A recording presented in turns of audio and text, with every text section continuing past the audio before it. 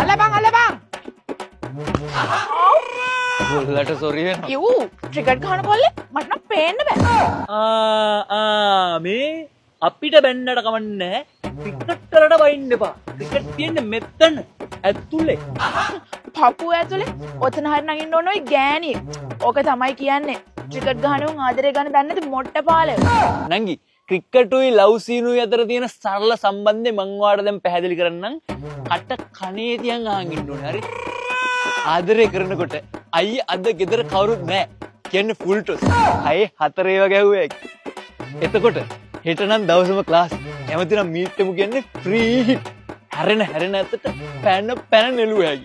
ඊයා අද නම් ගෙදර කට්ටිය ඉන්නවා. ඔයා එන්න එපා කියන්නේ බවුන්සර්. ගොඩක් අය මේව නිදැල්ලේ යවනවා. එතකොට බවුන්සර් වලට ගහන අය නැද්ද? ඉන්න උන් තමයි රෑට කොටු පයින්නේ. එතකොට මගේ මුළු ලෝකෙම ඔයයි දෙයියෝ කියන්නේ good length ball. ඒ වගේ ආරක්ෂාකාරී වෙන්න ඕන. විකට් එක අත ළඟ. එතකොට මහන්සි වෙන්නේ නැතුව ලකුණු ගන්න පුළුවන් බෝල් නැද්ද? තියෙනවා. wide ball. බල්ලා ඩිලීට් කරන්න පැටියෝ කියන්නේ ඒවා. ගහන්න ඕනේ නෑ ලකුණු හම්බ වෙනවා.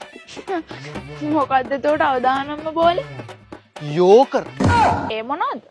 මේ මාසේ තාම හැදුන්නේ නෑ අයියේ කියන්නේ යෝකර්. කොල්ලෝ කොර වෙලා යන්නේ.